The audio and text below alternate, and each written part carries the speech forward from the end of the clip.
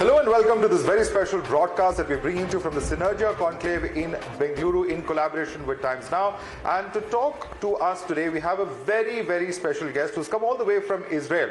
Joining us is Doron Avital, who's a former commander of the Sayeret Matkal, or the Special Forces of Israel, to help us better understand what's actually happening as far as the ground offensive is concerned. He's also a former member of the Knesset, or the Parliament of Israel. Thank you so much, sir, for joining us. Also with us on this broadcast is the founder and president of Synergia, Tobby Simon. Thanks so much, Tobby, for joining us as well. Let me begin with you, sir, Mr. Avital. And let's start with a question that many of us were found asking ourselves on the 7th of October. Israel has some of the best special forces, some of the best intelligence of the world, and yet, when it happened on the 7th of October, there were many questions asked as to how it could happen. Was it a failure of human intelligence? Was there over-reliance on tech, for instance? Was it that the underground tunnels were so extensively used that it was undetected? 40 days later, are we any the wiser as to how such a big intelligence failure happened? It was a terrible intelligence failure to begin with, a failure of our intelligence command, a failure of our internal security, what we call the Shabak. A terrible failure in terms of understanding the intentions of the enemy, because we did know that they are conducting this exercise, but we didn't interpret it in terms of an attack that is coming very soon. And of course, it took us a day or two to overcome this invasion. A lot of gallantry. Soldiers came from their homes, driving their cars, entering into the battlefield, pushing the enemy to the borders. But it's something that we'll have to investigate. How did it happen? Reliance on tech, for sure, it's a big part of the issue. Not having enough human intelligence from Gaza. And a decoy. Our attention was in the West Bank and in the North, and we really felt that we have an airtight defense over Gaza. That everything is controlled and commanded, tech controlled and so on. So never think in terms of airtight defense. This is one of our greatest mistakes. We would learn the lesson and we'll be back on track. But as a democratic country, as an open democracy with citizens already asking these questions, do you believe that there will be accountability for what has happened? There's no question that there will be an investigation and a committee. We had such a setback back then in the Yom Kippur War in '73, and there was a famous committee after which the whole political chain has changed. Golda Meir lost her position, Yitzhak Rabin got into position, and then later the Likud went to power. So there would be investigation. There's no question that the people in the intelligence and in the army command that right now lead the war, but they will have to take accountability over those failures, and I think they already professed this. They actually said it. The issue, of course, like always in every country, is the political eshkelon. And the political eshkelon will try to play its cards, specifically Bibi Netanyahu. But my estimate that a failure in this magnitude cannot stop without hitting the political eshkelon. So there will be far-reaching consequences politically. Because it's not just about intelligence. We're also talking about a situation where the Kibbutz Reem, the supernova, was hit at about 8 a.m. in the morning. Exactly. But when we look at the reports of when the rescue efforts actually happened, they were 5 hours later. Yeah, now so that's really something that we're talking about, a delayed response. The second failure is the operational level. I'm telling you, we had I'm not sure how many regiments employed in the West Bank, and we felt so confident with this airtight defense, this mechanism of sensors and fences, and we always felt only in terms of missile attacks. So we have the Iron Dome, which gives us a sort of a defense. So the deployment of the forces, it took some time, and to get the picture, it took some time. This is why initiative on the ground, police, special forces of the army, paratroopers, deciding on their own to take 4 helicopters and in 8, 9 in the morning be there. And individual civilians taking a gun and fighting, this was made the day. It took us a day or two to get back on track. But it's true, operational failure, surely. This is also something that will have to be investigated. Right. Tobby, what would you say are the learning lessons for India, which is also a country that deals with terror of different hues? It's not just terror emanating from Pakistan. We have our own left-wing extremist terror. There is a K threat that has started to rear its ugly head now. And of course, in Canada, we are seeing what's happening. In terms of our own intelligence, is there a lot to learn from what Israel has recently gone through? Yeah, thanks, Madhav. I think there are more than 2 or 3 lessons that we have to learn. One, there is nothing that, as Doron said, a fully watertight security. People can pick holes, and these are days of asymmetric war. My larger point is that the difference between super brilliant, brilliant, good, is at best 0.5, 1%. That's it. Even in an examination, it's the 99.5% who gets selected. Now the challenge is, if you have a fractured country, okay, and if people are taking the eyes off the ball, even for a few minutes, that is the gap people will look for. So to me, the biggest weakness that happened in Israel was not that the intelligence was bad or the security forces were not good. No, they're brilliant. But their commitment to the cause, because they were protesting on the streets. Now the lesson for India is, okay, whatever we say, we should make sure that whatever we have internally is controlled. And does not impact externally. Yeah. Because you see what happens today in the diaspora. They were Indians before. 25, 30, 40 years ago, when you talk about the Canadian problem, most of them were Indians who were living in Punjab. Right. And then they went out, and in 30, 40 years, they're no more Indians. But actually they're Indians. Right. But they bear a grudge, which they feel, there was injustice meted out to them 40 years ago. And they're not forgiving us for that. Exactly. Right. I think you're very much right. The cohesiveness of the society that got fractured in the last few years, those protests in the street, the country was really divided into 2 halves. This is terrible. And this, I'm sure, had an effect of our awareness to the single moment which the eye wasn't on the ball. Right. So cohesiveness of society, the cohesiveness of the target, it's very important, and I think Israel would learn this lesson. It's the most important lesson we learned from this event. Certainly. So let me bring you now to the ground operations. You are in a situation where Israeli forces are on ground in Gaza. Yeah. The Sayeret Matkal has also got an unparalleled reputation for its special operations. In terms of what's happening on ground, in terms of Gaza City, the challenges are many.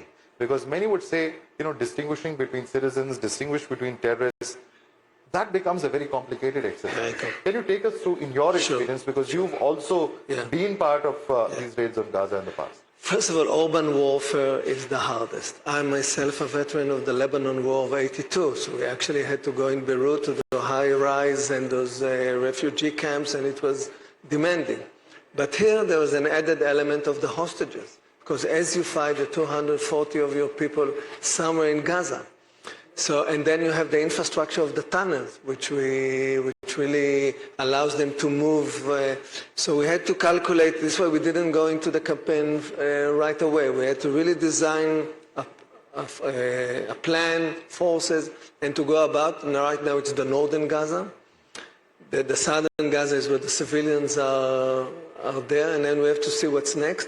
And on top of that, we had to make sure that we don't escalate the conflict, because we have sort of a war with Hezbollah, exchange of fires all the time from the beginning, but not an escalation for a full-blown war, okay? And we have the West Bank, in which we have to arrest many Hamas operatives that try to instigate some terror.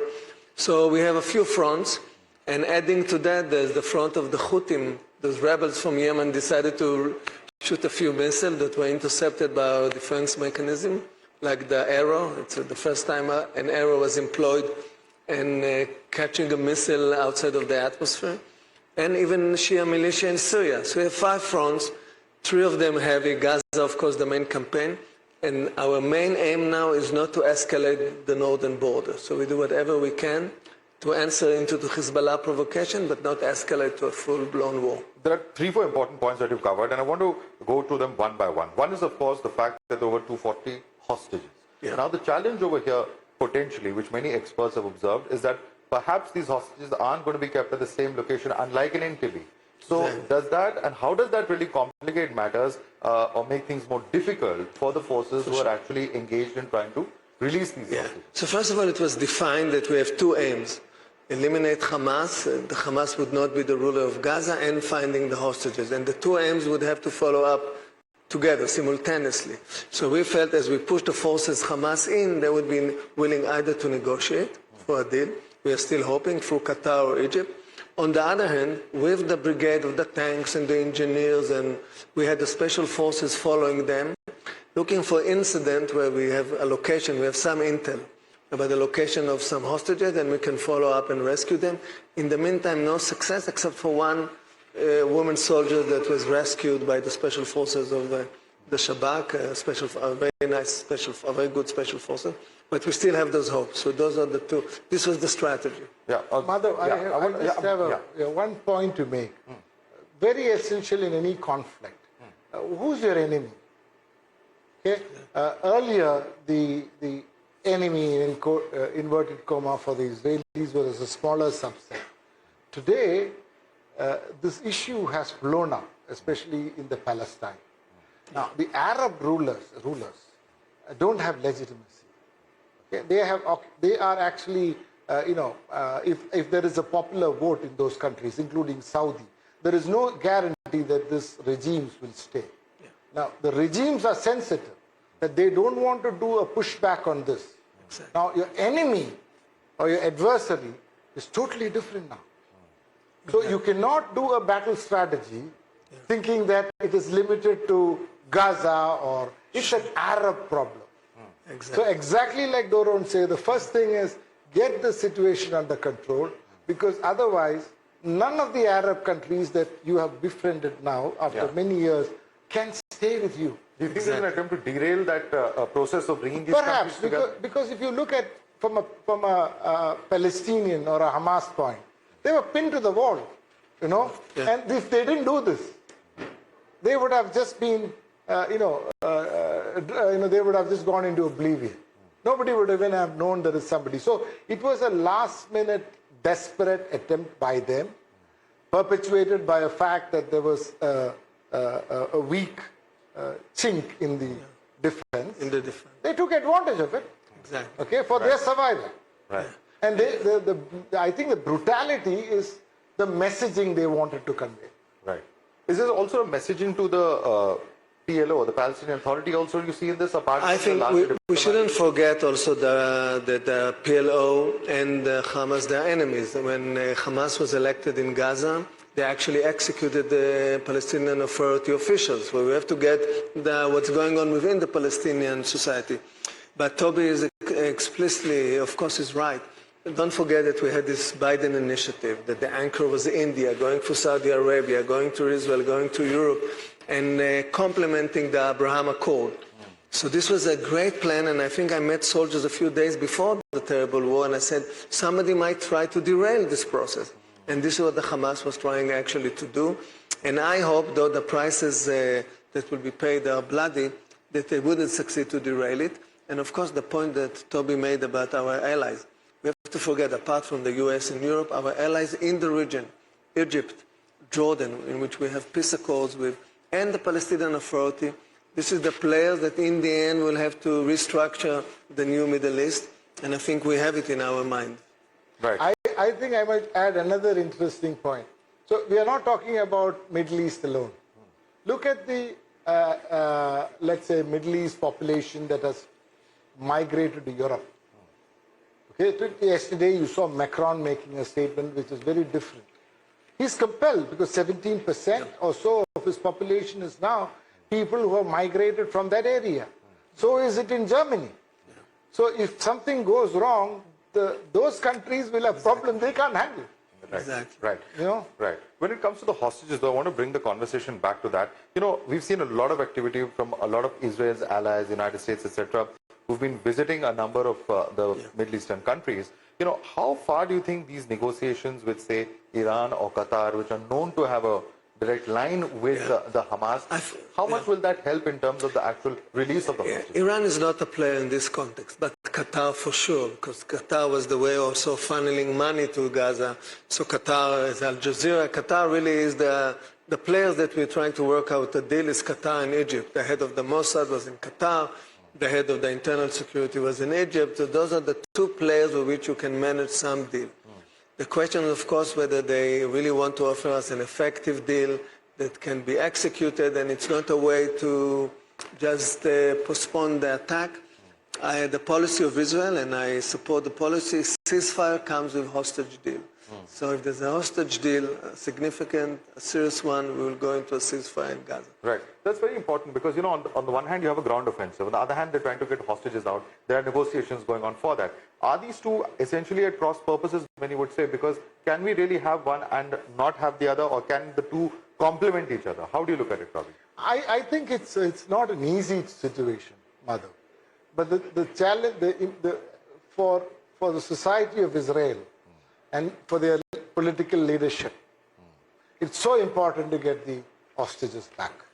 It has to. And for the morale of the society. Okay, because many of the top soldiers may have families there. So that's one point. It's non-negotiable. How do you get it? When even the Qataris, who might have actually wanted to be fair in this, they are also stuck now. Because the larger emotive issue of the Arabs is at play. Now, this is the biggest challenge I feel, Doron, you are going to have now. Right. It's about managing this whole challenge. And it is not, you can't use military to manage that challenge. It is tact, it is guile. That is why most of your Syed Matkal colleagues have an IQ, I believe, of about 160 plus. Wow. That's all of them are. It doesn't guarantee nothing, IQ. They are all very, very clever. They are not just soldiers. Yeah, So they are more than that. the only thing is, when politics is toxic, exactly. you are not able to use logic there. Right. Yeah. But I think Qatar, to mention, Qatar also doesn't want to lose face versus the West because of the brutality of the attack. So Qatar wants to play a role in the hostage deal. The question whether they can execute it, whether it's real, and this is the issue. This is why we fly to Qatar. The head of the Mossad, the ex-head of the Mossad flew to Qatar. But practically you have a problem. On the one hand, you have a government, you have a democratically elected government, so on and so forth, who are responsible, who are accountable to courts and other institutions. On the other hand, you have an organization such as Hamas, who doesn't care even for its own civilians. Yeah, for sure. So, how do you actually deal with such an organization when it comes to hostages, who we really don't know what they might do tomorrow? I think, I listened very carefully to the command of attack order of the head of the defense command, and he said, we go to war, we go to the campaign, but don't forget the values of the IDF. We are not going to sacrifice our values in terms of how the IDF operate. That's for sure. This is something that is in the core of the IDF. But of course, the difficulty persists. This is really a challenge. When I talk to those for me, they are young generals, I say to myself, this is a challenge we never met before, not in Beirut, not in Yom Kippur War. It's a new challenge, and Israel is facing. But if you look at what happened in the early 2000s when it came to Gilad Shalit, that took several years. So are we past that? Is this now something that we can expect will drag on for a long time? There's a main difference, because in the Gilad Shalit case, there was one soldier, he was hosted by one family, and everything was locked around it. There was no way to get any intel about it. But right now, everything has changed, because there's a flux of citizens, there's more human. We intercept talks. For example, when they said that we attacked a hospital at the beginning of the war, we intercept a talk between the Jihad Islamic fighter and Hamas. It turns out it's a missile, one of the missiles that failed. So we intercept talks. We have a lot of intelligence that we didn't have before.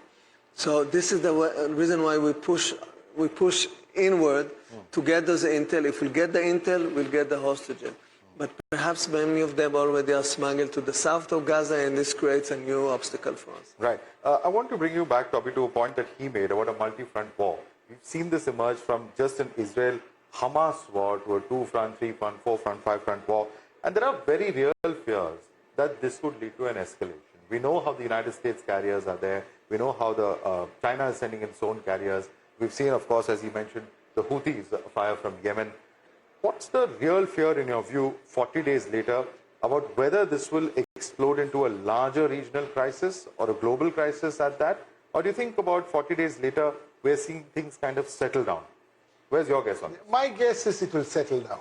Because everybody knows this is a no-win war. I mean, you can come from China, you can come from Russia, but if anything happens there, the world is going to suffer. Okay, every economy is going to be affected. So there are wise people in every country. Okay, I am sure everybody is now playing for their local audience to show that, like Hamas is playing to win the next election, PLO will play to win. So, but at the end, it can't be a war anymore, because I feel it is too difficult. So what do you say to those thermonuclear war doomsdayers, if I can call them that? I don't think so. You don't think that's actually something that's going to happen? See, if ever there is a thermonuclear war, it might be an accidental one, a limited one. It is not. Nobody is going to pull the trigger. Yeah. Do you see this I want to join the hopes, and I think we have to look to the front, to the Hezbollah front. It all depends there. And I think Nasrallah, the head of Hezbollah, also the Iranian leader, they're starting talking about the fact that they were not notified beforehand about this attack of Hamas, to show that they are not linked in this fashion to the attack, and this way it doesn't force their hand to react. So if we succeed to control Hezbollah in the north, and by some diplomacy get them a few miles away from the northern border to what we call the Litani, this is a great canyon of the Litani, then this might settle things down. But of course I don't want to predict the future. I hope it doesn't escalate to a regional conflict. It can, but I have my hopes, like Toby. The other thing, I was in the Middle East 2 weeks back, and I was listening to, I don't want to name some foreign ministers of Middle East. What they were saying is, I was surprised that they were harsh on the attack by the Hamas. They said it is absolutely unacceptable. But they say that they are not happy to accept a status quo, what is happening now. Okay? That the initial solution of Rabin and all, of a two-state solution, is what will retain the credibility of, let's say, the United States back there. Now, how will that be done in the little complicated political situation you have now? That's the biggest issue. Right. Okay? Right. Because, you know the reason. The other thing is, everybody in the region knows Israel has a nuclear bomb, and they will attack if they are pushed to the wall. Okay, then if it is a nuclear attack, nobody wins in this game. Absolutely. Okay, so I feel, Doron, very confident that, the might continue for a little while, because everybody is playing to win an election now. Right. Yeah, it might be right. I also think that the two-state solution, there's no other venue. I think the aid that we get from the U.S. means that also the U.S. say, you have to listen to us right now. And I think it's true that in the current structure of the politics of Israel, when you have this very strong right-winger supporting Netanyahu, it's hard to think of it over such an horizon.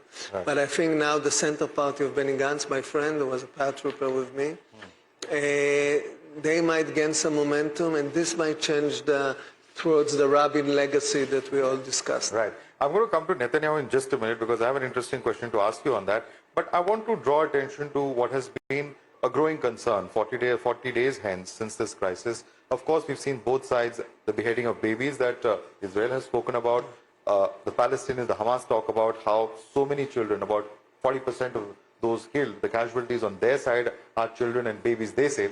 But the larger humanitarian crisis, and there are many who are now questioning that, there was an unfortunate attack, no doubt it's highly condemnable, where 1,400 people lost their lives.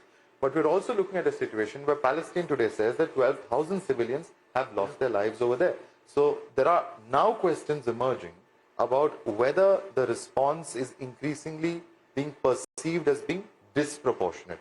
How do you look at it? First of all, I'm not sure about the numbers. Don't forget that 1,000 Hamas terrorists killed. I think they left like 600, 700 bodies in our border. So I'm not sure how does it go into the statistics. So I'm not sure about the numbers.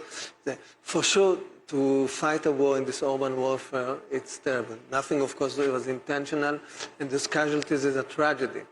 I think right now we move to the stage of the war, which is more surgical. Even the move into the Shifa hospital, which was very coordinated and surgical, whatever the other people would say, means that this is the next phase of the war. Okay, and I hope there will be less casualties of civilians. In terms of the humanitarian crisis looming in the south, I think it was my position from the beginning, we should allow for the Rafah crossing in Egypt whatever humanitarian aids they need. Also, Netanyahu now allowed, of course, even oil for the generator and so on. So you have to maintain, of course, you're definitely right, you have to maintain humanitarian aid to the Palestinian civilian and hunt the Hamas. How do you do those two things? My last question to you is, Benjamin Netanyahu himself, I don't know if many of our Indian viewers know this, but he was part of the side at Mankal. So how do you see him being engaged, in the day-to-day operations, or to what extent do you see him being involved in what's happening on Okay, first of all, the units at Matkal on a regular basis authorize its operation with the Prime Minister and the Minister of Defense. So you can be a young commander of the unit in the age of 35 and you go to the Prime Minister and I was coordinating my project with Yitzhak Rabin. It was a great honor and a great experience for me. He himself, his brother Jonathan was killed in the rescue operation in Entebbe in '76. Bibi was also in the unit as a young officer, a young team commander. He didn't continue. He was even wounded in some rescue operation in the Sabena, some hijacking of an airplane that landed in Ben Gurion airport. So he knows the unit. Special ops he has to authorize by definition, by law. But I think right now he has so many other scale of things to do, so I think he would let it to the Minister of Defense, who himself is a Navy SEAL guy, and to supervise the special operation forces. But of course, there's a war cabinet in which he sits. He's the chief commanding officer in the end of the whole security apparatus. This is his responsibility, and he has to do it, and I hope we'll come out from the war victorious. Doron Avital, Tobby Simon, I'd like to thank both of you for joining us on this discussion.